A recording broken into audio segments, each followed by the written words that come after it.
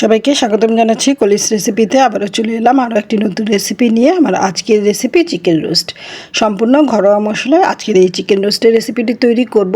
যে কেউ খুব সহজে তৈরি করে নিতে পারেন অতিথি আপ্যায়নে কিংবা যে কোনো ছোটো বড় ঘরোয়া অনুষ্ঠানে। আশা করছি আজকের এই চিকেন রোস্টের রেসিপিটি সবার ভালো লাগবে। তাহলে চলুন দেখে নিই। রেসিপিটি তৈরির জন্য এখানে আমি 3টা মুরগি ব্যবহার করেছি, আর মুরগিটাকে ভালোভাবে কেটে পরিষ্কার করে ধুয়ে নিয়েছি। একটি চিকেনকে আমি 4 টুকরো করে নিয়েছি, দেখতেই পাচ্ছেন। আর এটা হচ্ছে বুকের মাংসটা, সেখান থেকে হাতার অংশটা বাদ দিলে এরকম দেখতে অনেকটা লেগ পিসের মতো মনে হবে। এভাবে করে সবগুলো কেটে নিয়েছি। এরপর এর মধ্যে দিয়ে দিলাম স্বাদ অনুযায়ী লবণ, আর 1 টেবিল চামচ ডার্ক সয়া সস দিচ্ছি, সামান্য একটু প্রায় হাফ চা চামচের মতো আদা রসুন পেস্ট, আর দিচ্ছি রোস্টের মশলাটা।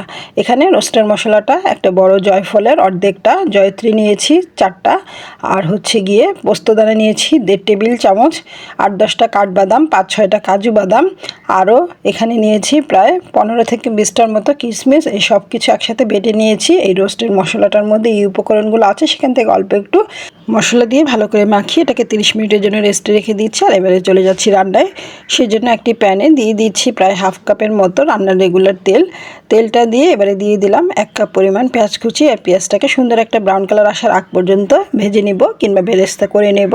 আর পেঁয়াজটা যেন খুব বেশি পুড়ে না যায় সেটা কিন্তু অবশ্যই খেয়াল রাখতে হবে। দেখতেই পাচ্ছেন পেঁয়াজটা কিন্তু চমৎকার একটা ব্রাউন কালার চলে এসেছে। ঠিক এই পর্যায়ে এসে কিন্তু চুলাটা একেবারেই লোতে করে দিয়ে পেঁয়াজ বেরেস্তাটা তুলে নিতে হবে। এর চেয়ে বেশি কালার করা যাবে না, তাহলে কিন্তু আবার এই পেঁয়াজটা একেবারেই পুড়ে যাবে, খেতে কিন্তু ভালো লাগবে না। পেঁয়াজটাকে এই তেল থেকে তুলে নিচ্ছি, তুলে নিয়ে এক সাইডে রেখে দিব। আর এই একই তেলের মধ্যে কিন্তু এখন চিকেনগুলোকে ভেজে নিচ্ছি। তেলের মধ্যে সামান্য একটু লবণ দিয়ে দিব, এতে করে চিকেনটা ভাজার সময় গায়ে ছিটে আসবে না। আর লবণটাকে খুব ভালো করে তেলের সাথে একটু মিক্সড করে নিতে হবে।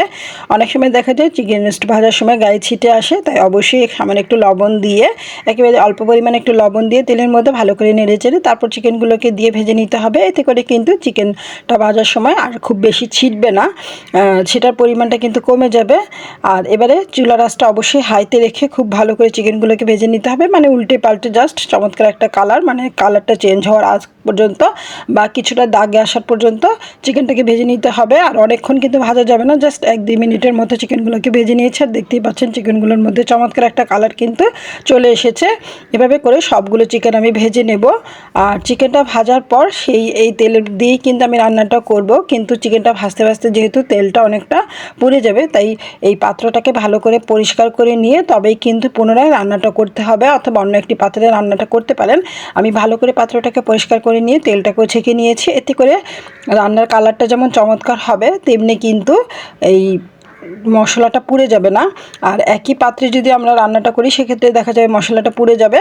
আর রান্না শুরুর প্রথমে আমি কিন্তু সেই চিকেন ভাজার তেলটাই ব্যবহার করেছি। এরপর দিয়েছি 2 টুকরো তেজপাতা, 2টো দারচিনি, 4-5টা সবুজ এলাচ, লবঙ্গ, গোলমরিচ, আরও দিয়েছি 1 টেবিল চামচ আদা রসুন পেস্ট। আদা রসুন একসাথে পেস্ট করা আছে সেটা দিয়েছি। আর আদা রসুনটা দিয়ে তেলের সাথে খুব ভালো করে কষিয়ে নিতে হবে, এতে করে আদা রসুনের কাঁচা স্মেলটা চলে যাবে। এরপর দিয়েছি হাফ চা চামচের মতো লাল মরিচের গুঁড়া। আমার লাল মরিচটা খুব বেশি ঝাল, তাই আমি এখানে হাফ চা চামচ ব্যবহার করেছি। আপনারা চাইলে এখানে মরিচটা যদি কম ঝাল হয় সেক্ষেত্রে 1 চা চামচ ব্যবহার করতে পারেন। দিয়েছি 1 চা চামচ ধনিয়ার গুঁড়া, আরও দিয়েছি হচ্ছে 1 চা চামচ জিরার গুঁড়া, ভাজা জিরার গুঁড়াটা এখানে ব্যবহার করেছি। এবারে রোস্টের মশলাটা দিয়ে দিলাম। প্রথমে যে রোস্টের মশলাটা বেটে রেখেছিলাম সেটা দিয়ে দিলাম, দিয়ে একটু পানি দিয়ে খুব ভালো করে কষিয়ে নেব। দেখতেই পাচ্ছেন চমৎকার একটা কালার কিন্তু চলে এসেছে মশলার মধ্যে। মশলাটা কষাতে কষাতে যখন তেলটা সেপারেট হয়ে যাবে তখন এর মধ্যে অ্যাড করে দেব টক দই। এখানে 4 টেবিল চামচ টক দই নিয়েছে। আর টক দইটা খুব ভালো করে ফেটিয়ে তারপর এখানে দিয়ে দিতে হবে। আর টক দইটা অ্যাড করার সময় চুলা রাসটা কিন্তু একেবারে লোতে করে দিয়েছি, এতে করে টক দইটা ফেটে যাবে না। তা নাহলে কিন্তু অনেক সময় দেখা যায় চুলা রাসটা হাইতে করে টক দইটা মিক্সড করতে গেলে দেখা যায় টক দইটা ফেটে যেতে পারে। আর এই পর্যায়ে অ্যাড করে দিচ্ছি প্রথমে যে পেঁয়াজ বেরেস্তাটা তুলে রেখেছিলাম সেখান থেকে অর্ধেকটা পেঁয়াজ বেরেস্তা এখানে অ্যাড করে দিচ্ছি। পেঁয়াজ বেরেস্তা দিয়ে এই রান্নাটা করলে কিন্তু কালারটা যেমন চমৎকার হবে, খেতেও ভালো লাগবে, আর চমৎকার একটা ফ্লেভারও অ্যাড হবে। এবারে মশলার জন্য দিয়ে দিচ্ছি একেবারে খুবই অল্প পরিমাণে লবণ, যেহেতু চিকেনের মধ্যে পর্যাপ্ত পরিমাণে লবণ দেওয়া আছে তাই অল্প পরিমাণে লবণ অ্যাড করতে হবে। আরও দিচ্ছি 1 টেবিল চামচ টমেটো সস।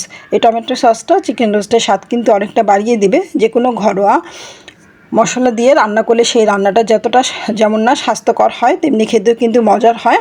এবারে চিকেনটা দিয়ে দিলাম, ভেজে রাখা চিকেনগুলো দিয়ে খুব ভালো করে উল্টে পাল্টে মশলার সাথে মিক্স করে নিচ্ছি। আর চুলার আঁচটা একেবারেই মিডিয়াম টু লোয়ের মাঝামাঝি রেখে চিকেনটাকে কষিয়ে নিতে হবে যাতে করে মশলাটা পুড়ে না যায়। এরপর দিয়ে দিলাম বাকি যে পেঁয়াজ বেরেস্তাটা ছিল সেটা দিয়ে দিলাম, দিয়ে এরপর দিয়ে দিলাম 2 টেবিল চামচ পাউডার মিল্ক বা গুঁড়ো দুধ।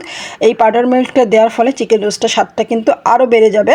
এবারে সব কিছু একসাথে ভালো করে প্রায় 2 থেকে 3 মিনিট বা সর্বোচ্চ 5 মিনিটের মতো কষিয়ে নিতে হবে। আর মশলাটা যেন পুড়ে না যায় সেটা অবশ্যই খেয়াল রাখতে হবে। এরপর 1 কাপের একটু বেশি পানি দিয়ে চিকেনটাকে সেদ্ধ করে নিতে হবে যতক্ষণ 10 থেকে 15 মিনিটের মতো।